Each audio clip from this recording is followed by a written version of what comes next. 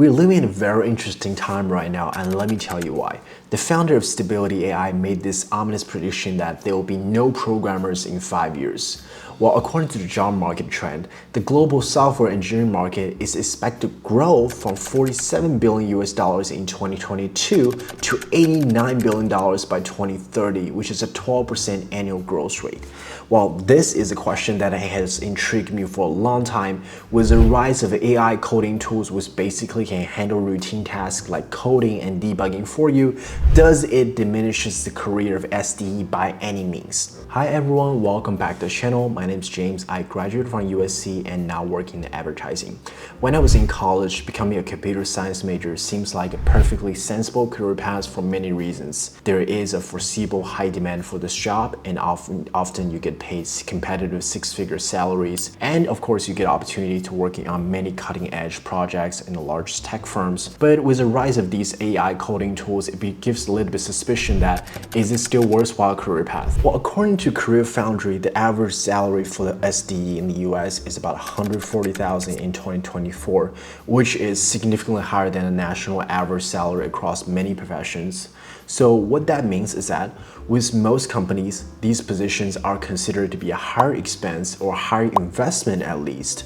So if SDEs are not inputting enough and there are cheaper and more efficient ways to replace them, why would most companies not choose to do so? Well, if you thought so like me, that you think AI coding assistance is meant to replace SDEs in simple tasks and later essentially to reduce the numbers of SDEs needed, I had a bit of rude awakening when I realized how complex SDE's job really is, and here are 3 reasons why I think AI coding tools like GitHub Copilot and ChatGPT are not going to replace SDEs anytime soon, at least not to eliminate the entire workflow. Part number 1 is designing complex system.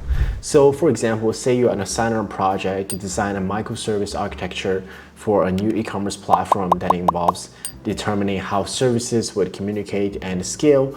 To design the system, SDE would need to understand how different components would interact, which are not necessarily a technical problem, but more of a contextual problem. And an AI coding assistant can assist by suggesting patterns and generating code snippets, but they will lack the holistic understanding that we need to make these business decisions in context. And part number 2 is team collaboration, because within the project, there are different stakeholders like product managers, designers, and quality assurance team, that you gotta make sure that the final product meets the requirement that happy with all stakeholders.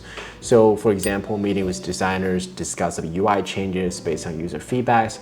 You gotta make sure those changes you suggest are feasible within the technical constraints.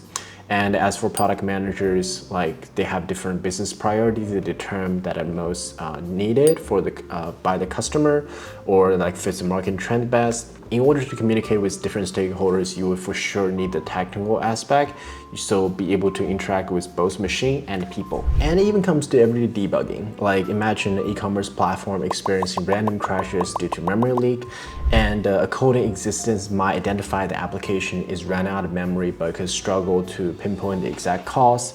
And SDE, given its holistic understanding of the system, could suggest different alternative routes, such as like suggesting something to fix custom cache mechanism isn't clear all day. So to my senses, coding assistants are not going to replace SDEs entirely, but more to force most programmers there to adopt different set of skill set, less towards coding itself, but more to planning. So still requires the technical aspect for you to be able to interact with these AI tools, be able to integrate their coding assistants into your daily workflow. But the question is, do we still need that many SDEs in the futures? And given the current marketing trend, well, that I'm not sure. Maybe we'll talk in another 2 or 5 years to find out. But that's it for today's episode. Thanks for watching. If you find this video is helpful, insightful, don't forget to like, comment, and subscribe.